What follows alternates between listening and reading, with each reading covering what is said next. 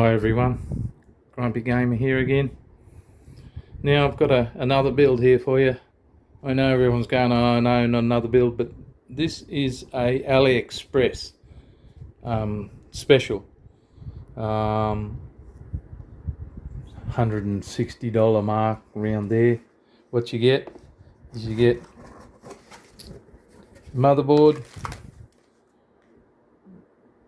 Ryzen 2600 CPU,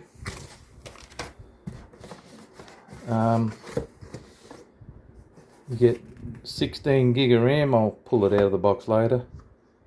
So I'm going to add a GTX 1080, some RGB fans, and I'm going to put a water cooler on it. Not because it needs a water cooler, because I have one that fits it and I just want to use it up. It's going to go in this Corsair case.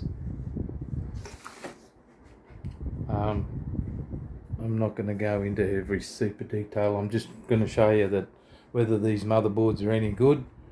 Like, that's a pretty good deal. 16 gig of RAM, CPU. You can get better CPUs. I just saw that deal for that amount. If you scroll backwards and forwards too much trying to find a better deal, you'll find that the motherboards, the price just keeps going up and up. So when you see one, if you think it's a good price, grab it. If you think you can put it together, and I don't see why you can't, these are simple. Anyway, I'll crack on and I'll show you. There's a few little things we've got to do. It comes with all the stuff you need. There's not a hell of a lot to this motherboard. It's very basic, but it does everything we need it to.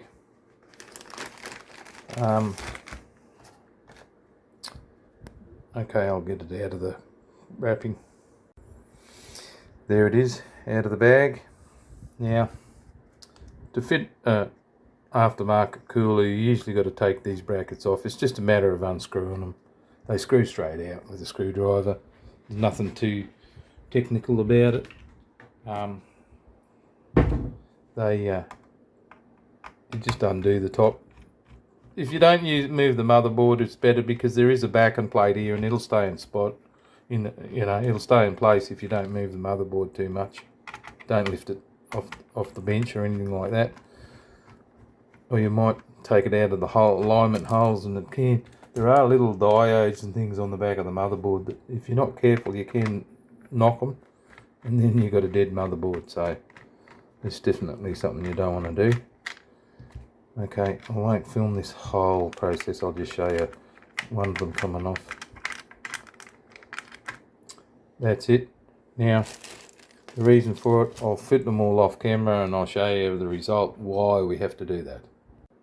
Okay, you can see that I've put these standoffs in. They just screw into the existing mounting plate that's on the back of the motherboard. Now, I don't know what. Oh, that's right. It's an A320M motherboard. There it is. There, rings. It's got dual channel DDR4. Considering even the second-hand price of this Ryzen processor, probably buy them for $40–50. Considering it comes with the RAM as well, you're probably only paying $40 for the motherboard. So for $40 you don't get a whole lot of flash stuff, but you get everything you need. There, it's got 4 SATA ports. It's got an M2 capability there for an M2 drive, which is what I'm going to use. I got one here off eBay. I think it was $55. There it is there. 512 gigabyte, which, if you're just going to game on it, I find that unless you're a game hoarder where you want to keep every single game you ever buy on there, I don't play every game I've ever bought. I only just play half a dozen games, and I usually find that that's enough. I don't install them all. But you can add drives to it. I mean, you can add a 4 terabyte hard drive down the track, and then this will store everything you want to store. Okay, something I did want to show you. This is a little different to an Intel motherboard. It doesn't have the pins sticking up on the board. It has them on the processor. There they are there. So you mustn't bend these pins. You must leave this in the plastic until you're ready to put it into the motherboard. I'll go ahead and do that. It's quite, as you can see, it's quite self-explanatory there. There's those 4 tabs there that tell you which way around it goes. Try not to put it the other way around, and then don't force it. Never force these because you're going to bend pins. Anyway, I'll get it on the board. There it is, Ryzen processor. It's sitting on the board. Now I'm going to put the RAM in. Now I've explained how to fit this RAM in the past. It's quite straightforward. I'm going to just get it out of the box and put it in there. I'm not going to film it again and again. And if you need to work out how it goes, just look at some of my previous videos. There you go. The RAM's in. It's got a little bit of sort of pizzazz to it. I wouldn't get too carried away about it. Don't ask me to pronounce that name. That's what the motherboard's called. I can't pronounce it. It's Clistry or something like that. I think maybe it's cheap because they might have got the spelling wrong, but and then they produced all. It's the same name on the motherboard box. Maybe they realised that they made an error and that's why they're selling them off cheap. I don't care about the name. You won't be able to see that when it's in the case. Okay, I'm gonna get the drive in. Look, it's quite simple. One thing I do, you should always ground yourself before you start doing any of this. What that means is you make sure you've got no static electricity.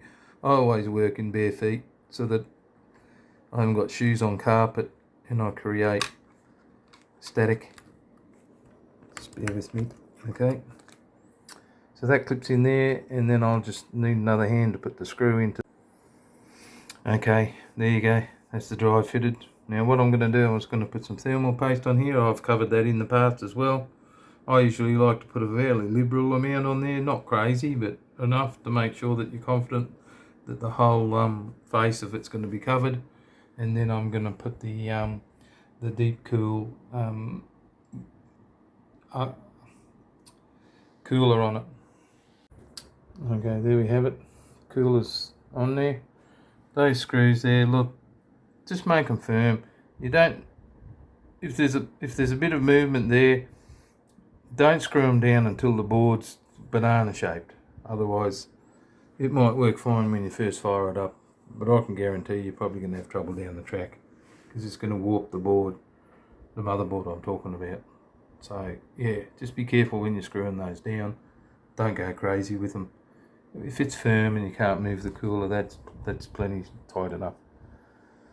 You're going to get it to 2000 degrees. So okay, I'm going to start fitting this to the motherboard, to the case now, and we'll go from there.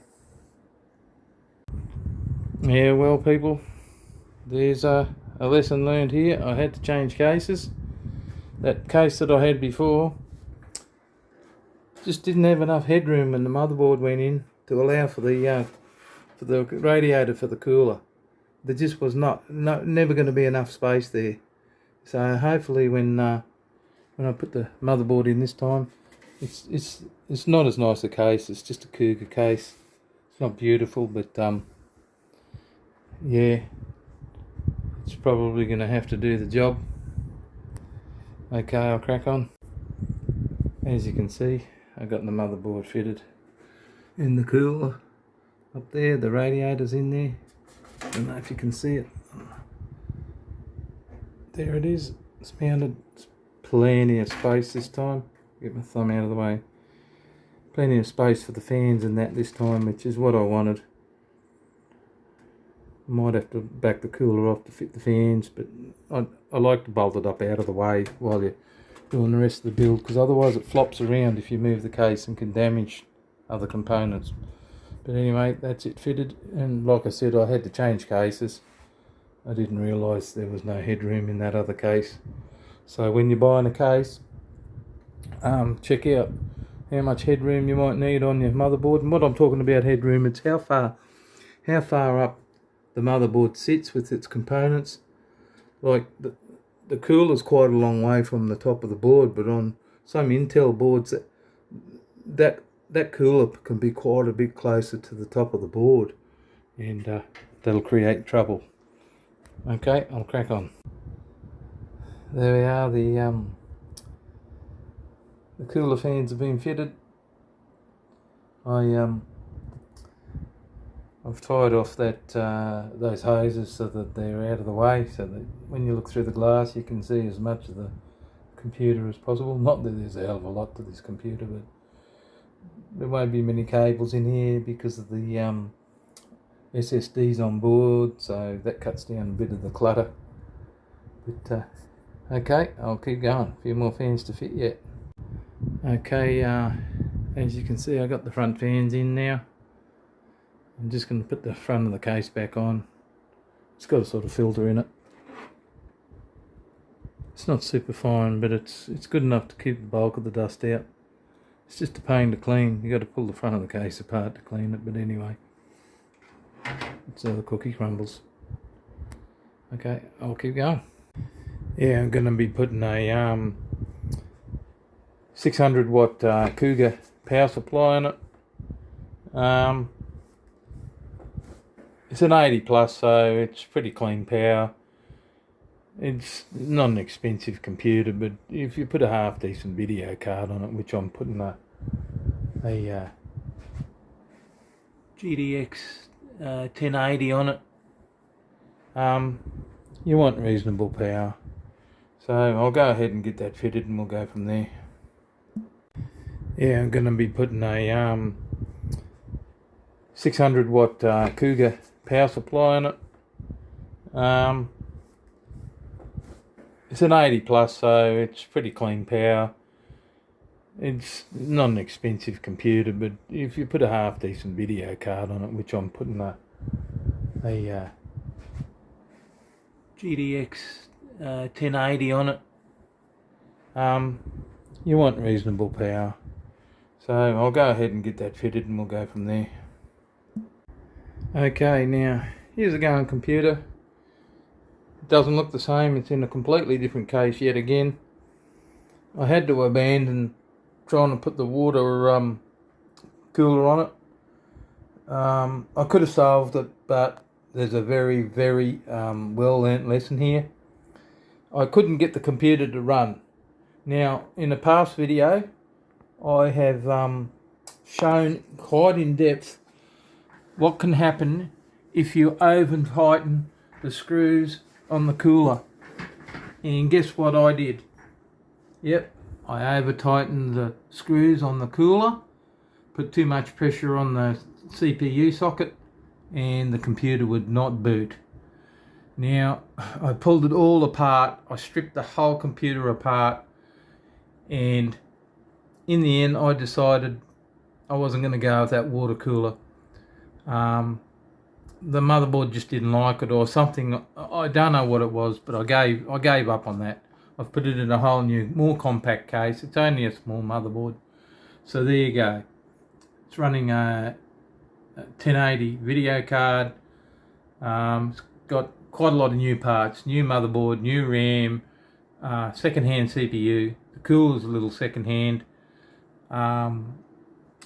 Drives are new. The M2 drive's new. The Western Digital that you can see there, that's a new drive. It's got a new power supply, 600 watt Cougar power supply. The fans are new. They're just game dust fans. There's no real RGB. It's got colours on it and it keeps it cool. It's running nice and cool. So there you have it. Finished computer. Oh, I always put anything I build that will run Windows 11 easily. I put Windows 11 on. October 25, there is no support for Windows 10 anymore, so it'll become like Windows 7 is now. Pretty obsolete. When you don't get any updates, no security updates, Google will abandon it. all sorts of stuff like that.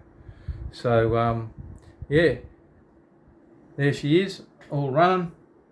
Nice clean case. There's the front of it.